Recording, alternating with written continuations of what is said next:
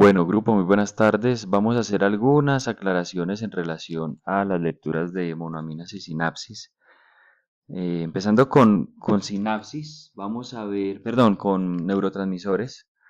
Tenemos como ejemplo algunas monoaminas. Bien, estas monoaminas como la dopamina, norepinefrina, la serotonina, la histamina, eh, se denominan monoaminas, ¿cierto? Como moléculas reguladoras derivadas de aminoácidos. Entonces, dopamina, norepinefrina, epinefrina, son, o su precursor es un aminoácido denominado la tirosina. Nosotros vimos que listamos los 20 aminoácidos esenciales.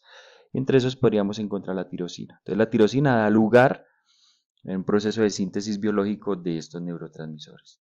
Tenemos también la histamina que deviene o deriva de la histidina y, por ejemplo, la serotonina deviene o su precursor es el triptófano, ¿verdad? Resulta que estos neurotransmisores pues tienen unas interacciones a nivel neurológico, es decir, se producen, se liberan, se recaptan y además se desactivan, ¿cierto? Luego de que hay una liberación, hay una recaptación y hay una inactivación o desactivación de estos neurotransmisores.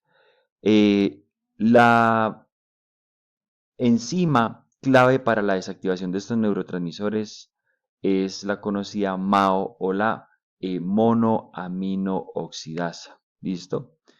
Si ustedes leyeron el texto van a encontrar que algunos medicamentos, ya hablando de un caso práctico, algunos medicamentos para la depresión, la ansiedad y demás, que sabemos que estos neurotransmisores son reguladores de los estados de ánimo, dado que comunican regiones del cerebro, regiones insulares, ¿cierto? Donde está la amígdala, en la que ocurre toda esa conexión y define los estados de ánimos de las personas. Algunas de estos medicamentos son inhibidores de las monoaminooxidasas. Bien, ¿cuál es el objetivo? Que haya mayor biodisponibilidad de de estos neurotransmisores en el espacio de la hendidura sináptica para regular bioquímicamente el cerebro.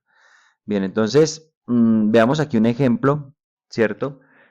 Aquí tenemos la liberación de los neurotransmisores, bueno, llega el impulso nervioso, va a abrir los canales de calcio, va a ingresar el calcio, esto va a hacer la propagación eh, o el movimiento, perdón, de las vesículas que tienen los neurotransmisores se fusionen con la membrana presináptica y se ocurra la liberación de los neurotransmisores que van a ir a los receptores de la membrana posináptica. Pero esos neurotransmisores que quedan allí en la hendidura sináptica son recaptados, ¿cierto? Eh, y luego al interior de la neurona presináptica son desactivados por la MAO o por las monoaminooxidasas. ¿Listo? Bien, esto era como un punto clave en relación a cuál es el tránsito o cuál es la ruta. Entonces se produce, ¿cierto? Se producen las neurotransmisores, se liberan, se recaptan y luego se desactivan a través de esta monoaminooxidasa.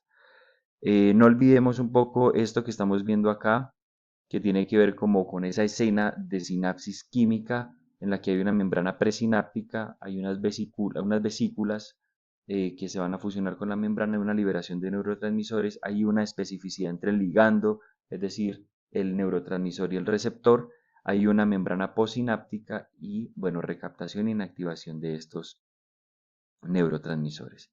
Aquí van a encontrar un poco más de, es una aplicación clínica de los inhibidores de las monoaminoxidasas utilizados para algunos trastornos o enfermedades como depresión, ansiedad, pánico y demás. ¿Qué más teníamos por decir? Bueno, y aquí vamos a encontrar entonces un concepto que tiene que ver con la función de los segundos mensajeros, ¿sí? Entonces, recordemos que muchos de los ligandos no ingresan directamente al citoplasma de la membrana que recibe el mensaje, sino que se queda anclado a una proteína receptora, pero al interior de la membrana o del citoplasma de la célula que recibe este ligando, ocurre el desacoplamiento o la comunicación mejor entre un conjuntos de proteínas que va a provocar que, por ejemplo, se abra un canal iónico. En el caso de la norepinefrina, requiere la proteína G. ¿Qué es la proteína G? Es un complejo de proteínas alfa, beta, gamma. Entonces, este canal o este receptor de la norepinefrina está unido a este complejo de proteínas G. ¿Listo? Entonces, cuando el receptor llega el ligando, perdón, llega al receptor, desacopla la proteína G, la disocia, y esa proteína G alfa o esa porción alfa de la proteína G va a ir hacia una proteínas que son denominadas proteínas sinasas, en este caso la adenilato-sinasa, y es activada por esa porción alfa de la proteína G.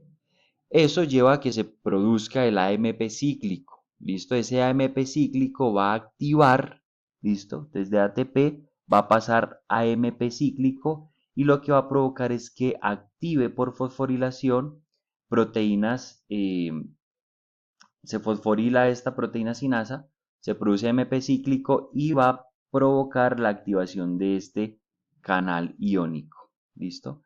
Entonces, si revisamos los pasos, la norepinefrina se une a su receptor, las unidades de la proteína G se disocian, en este caso la porción alfa, y la enilatosinasa entonces es activada, lo que lleva a que el ATP pase a AMP cíclico y ese AMP cíclico va a activar la proteína, los canales iónicos. ¿Listo? Entonces esa es una de las funciones de los segundos mensajeros. Bueno, hay algo importante aquí que tiene que ver con, déjenme ver, bueno, serotonina. No, pasemos, esto pues ya es la especificidad de cada uno de estos neurotransmisores, su función, cuáles son como sus mecanismos de acción en términos biológicos. Pero lo que podemos ver aquí ya es sinapsis. En el texto de sinapsis teníamos que hay dos tipos de sinapsis principalmente, sinapsis eléctrica, lo dijimos en clase, que está mediada por uniones comunicantes, la de los conexones, ¿cierto? Uniones gap. Y lo que ocurre es que hay un intercambio de iones directamente de célula a célula, entonces de forma muy rápida, ¿listo? Muy rápida. em, y está presente sobre todo en invertebrados, pero en los vertebrados, con los mamíferos como nosotros, sobre todo en la retina, algunas porciones de la parte posterior del cerebro hacia el tallo eh, cerebral y también en el córtex frontal y en la retina podemos encontrar este tipo de comunicación, pero es rara. Nosotros tenemos sobre todo, se lleva a cabo sinapsis química. La sinapsis química está mediada por neurotransmisores. ¿Listo? Hay un impulso nervioso, ahí ocurre la despolarización de la membrana en la zona desencadenante de las dendritas, ¿cierto? Veámoslo aquí. Entonces el impulso nervioso, aquí tenemos las dendritas, aquí es donde ocurre, aquí en esta zona, la zona desencadenante es donde ocurre la despolarización de la membrana y se da la apertura de canales de sodio-potasio y se viene el impulso nervioso a través de todo el axón. Aquí tenemos los nodos de Rambier, que explicábamos cuál es la función de las vainas de mielina. Entonces se da el potencial de acción a lo largo de toda la membrana del axón hasta llegar a los botones terminales, ¿sí? En el que ocurre la liberación de los neurotransmisores.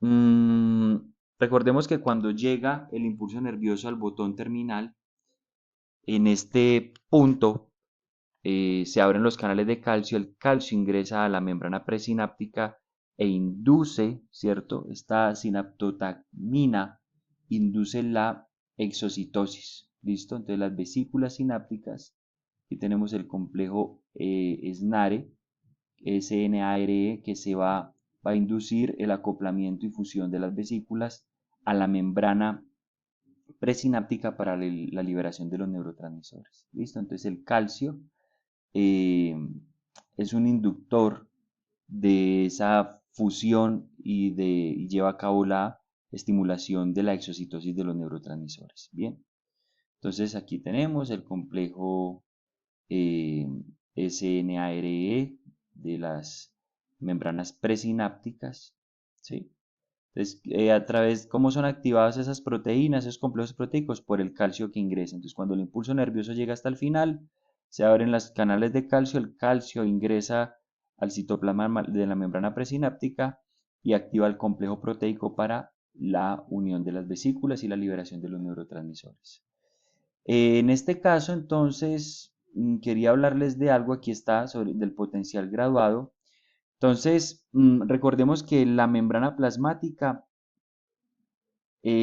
cuando interactúan iones de sodio y de calcio, se produce la despolarización graduada, ¿listo? Es decir, la inducción del impulso nervioso. A eso se le va a llamar, porque hay despolarización, se le llama potencial posináptico excitador.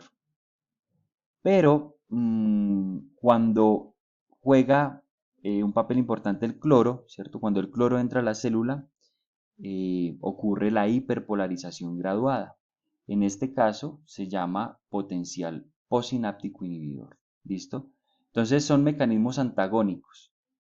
¿Listo? Cuando el calcio o el sodio entra a la membrana posináptica, hay una excitación de la membrana posináptica, pero cuando entra el cloro hay una excitación, perdón, hay una inhibición de ese potencial y se llama potencial posináptico inhibidor. ¿Listo?